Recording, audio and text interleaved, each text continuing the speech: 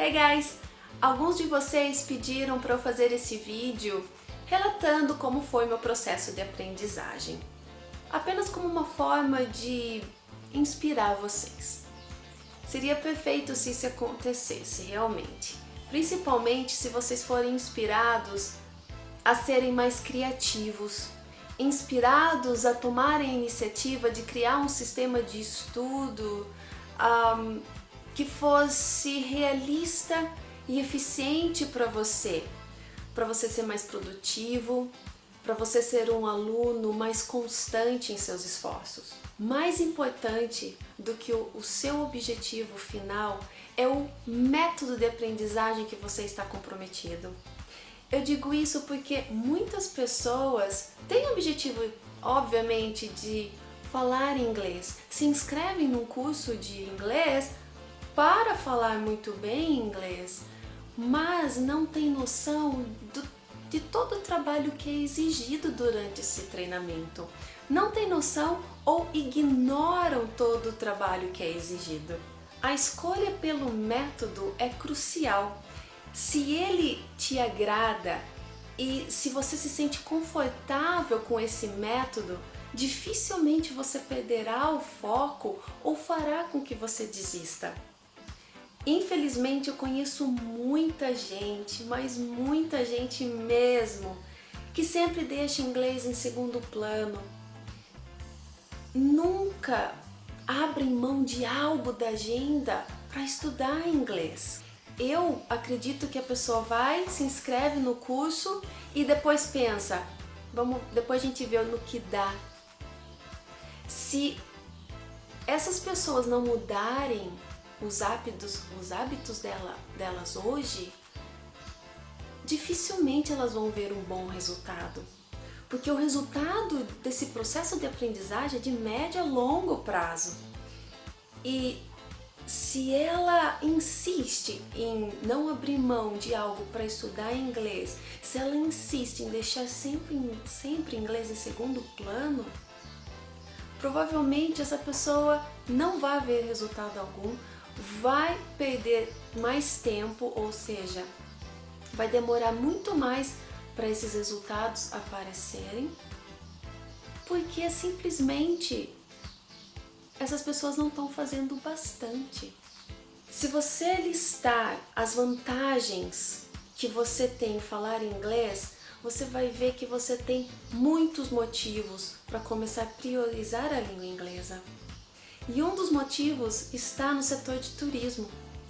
Nem precisamos citar a importância de falar o básico em inglês para vocês viajarem ao exterior. Isso é primordial. Vamos falar sobre o turismo no Brasil para estrangeiros. Foi comprovado que apenas um dos motivos que os visitantes estrangeiros não vêm para cá é por falta de preparo geral do país, que vai desde a sinalização monoglota nas ruas e nos transportes públicos, até taxistas, garçons e a maioria dos profissionais de serviços que só falam português. Se tivéssemos mais visitantes, teríamos mais empregos. Se a gente não for mudar esse cenário, sabe o que vai acontecer, na minha opinião? O governo vai acabar com todo o nosso potencial e também vai acabar com todo o potencial do nosso país.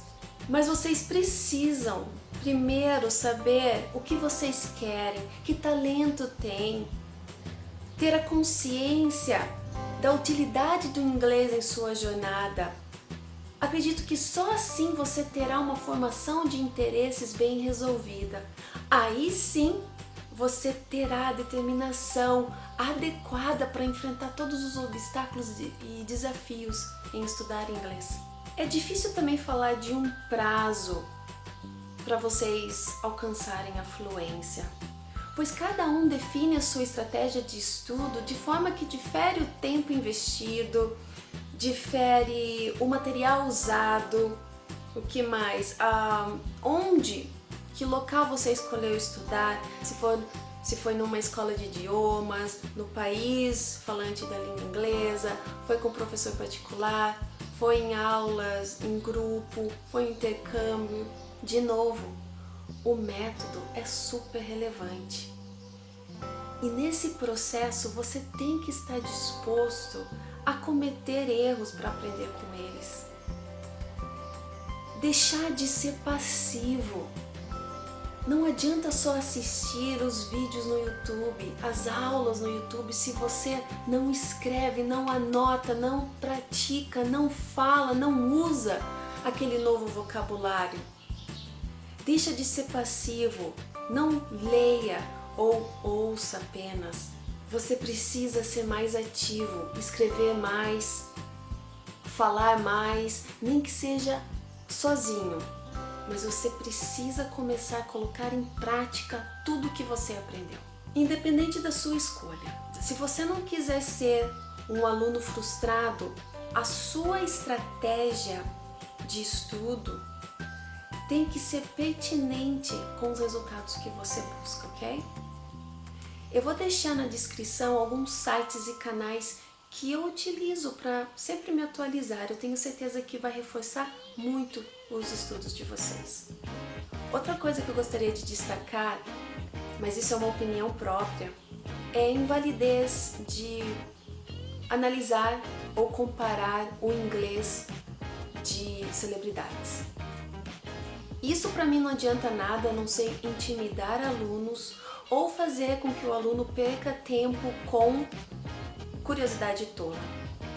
Ao invés de você ficar observando como ele fala inglês, se ele fala inglês realmente bem, procure saber o tempo que ele investiu estudando inglês, o que ele teve que abrir mão para aprender inglês, como ele escolheu aprender inglês. E se o método de escolha está fora de cogitação para você, você mais do que depressa deve procurar por um próprio modelo que seja realista e acessível para você. Aí sim você você poderá ser mais justo quando você for analisar o seu próprio desempenho. Se um dia você quiser comparar inglês com alguém, que seja com um nativo. Se o seu objetivo é falar como eles ou melhorar algum aspecto da fluência. Eu decidi investir na língua inglesa quando estava na faculdade. Eu lia muitos artigos da área e percebia que o inglês estava muito presente no ramo. Só que o problema é que eu não tinha tempo para estudar inglês. Então, durante 3 anos eu empurrei o inglês com a barriga. Por quê? Segunda a sexta eu trabalhava das 7 às 5 da tarde, a avó vinha me buscar às 6 horas da tarde para ir para a faculdade, que fica a 30 minutos da minha cidade. E eu voltava em casa todo dia, 00:30. Para o dia seguinte, às 6h15, 6h20 da manhã, eu deveria estar em pé, acordada, para ir para trabalhar novamente. Eu tinha só o horário de almoço para estudar inglês, mas sabia que não era o suficiente, porque eu sentia isso, eu sentia que a minha evolução era muito devagar, era quase imperceptível.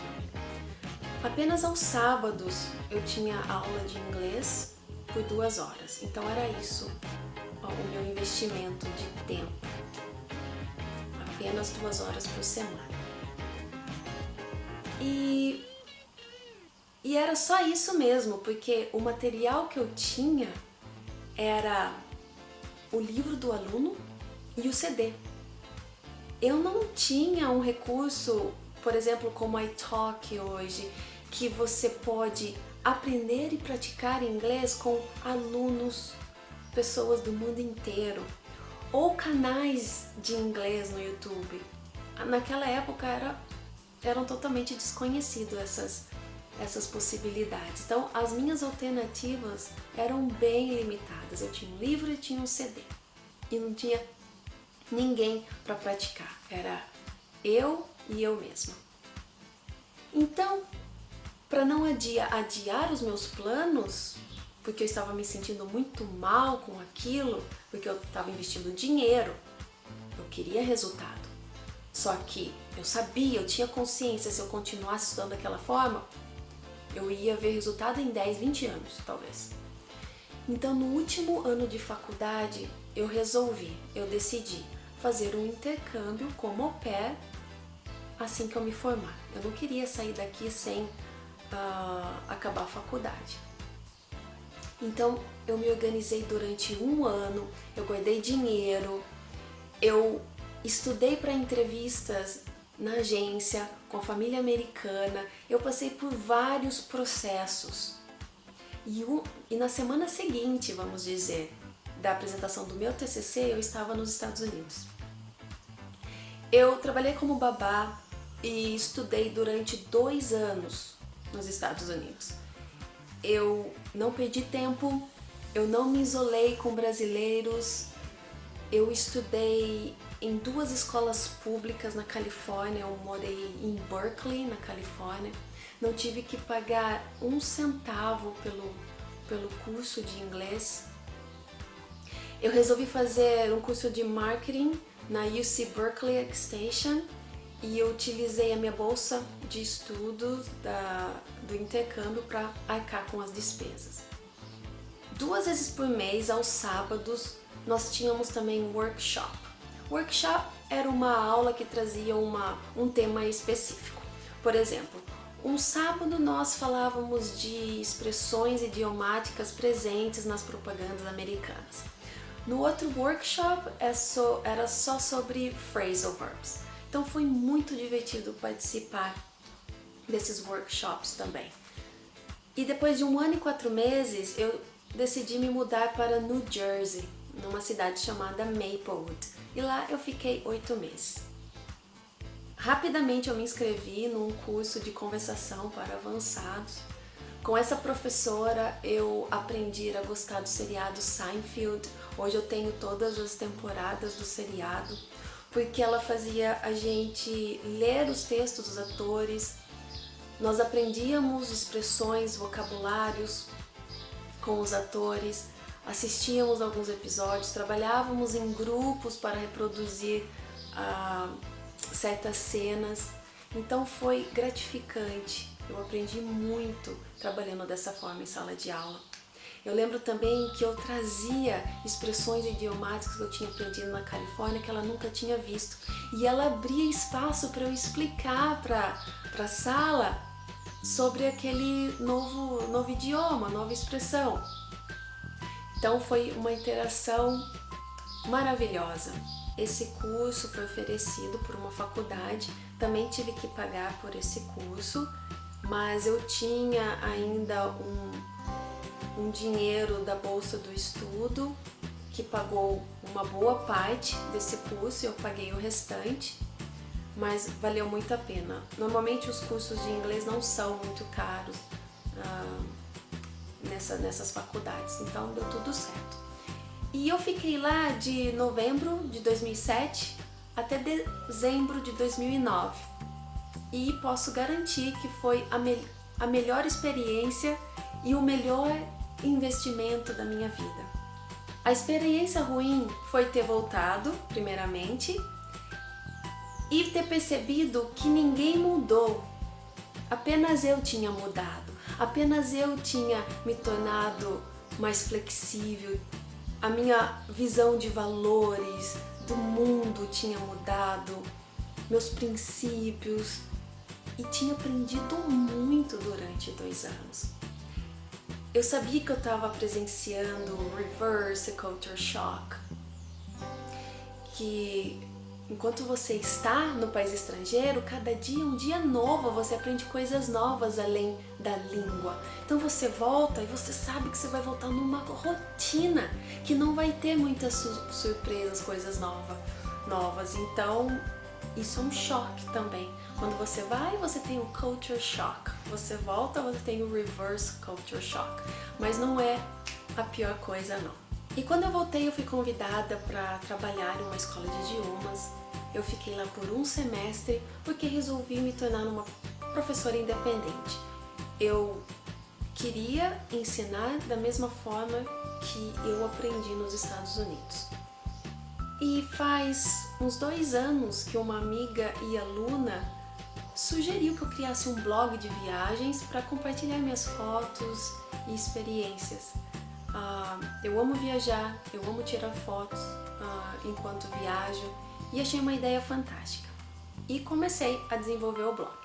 E a partir dessa ideia, eu decidi unir o útil ao agradável, ou seja, minhas duas paixões, que ainda são viajar e inglês. Então criei esse canal Misturismo Viaja, que é um canal dedicado exclusivamente aos turistas brasileiros que viajam ao exterior. Misturismo é um apelido que eu recebi de um primo enquanto estava ainda nos Estados Unidos. Ele sabia que eu viajava muito dentro do país e a palavra viaja eu adicionei só para distinguir da área de beleza, pois o canal é só em inglês para turismo e às vezes também eu espero fazer isso muito mais, na verdade. Eu gravo algumas imagens, algumas cenas dos lugares que eu estive para simplesmente inspirar vocês a irem também a conhecer o local. Inglês continua sendo a minha paixão, eu me divirto, eu aprendo, eu instruo, eu tenho boas oportunidades de trabalho, eu sou uma pessoa independente por conta do domínio da língua inglesa, sou feliz e realizada por tudo que conquistei, por tudo que irei conquistar, pois eu tenho muitos objetivos, simplesmente por saber se virar muito bem em inglês. Eu nunca decidi investir na língua inglesa, pois achava que era uma obrigação ou por conta da demanda do mercado. Esses dois motivos nunca me atraíam e também não me faziam gostar da língua. Eu decidi por vontade própria, por ter uma admiração pelo inglês também e tinha consciência que eu poderia ser uma profissional e uma pessoa melhor. Graças a Deus a língua não me proporcionou apenas a qualificação profissional, mas também repercutiu positivamente no meu desenvolvimento pessoal. Sou muito grata por falar um outro idioma e espero que em breve eu consiga falar a terceira, quarta, quinta. Nunca se esqueça que o estudo ele é permanente e contínuo assim que você decide aprender um outro idioma. Não jogue tempo e dinheiro fora e nunca subestime a importância de um bom planejamento de estudo. And never forget this, no pain, no gain. Thanks for watching this video. Talk to you soon. Bye bye.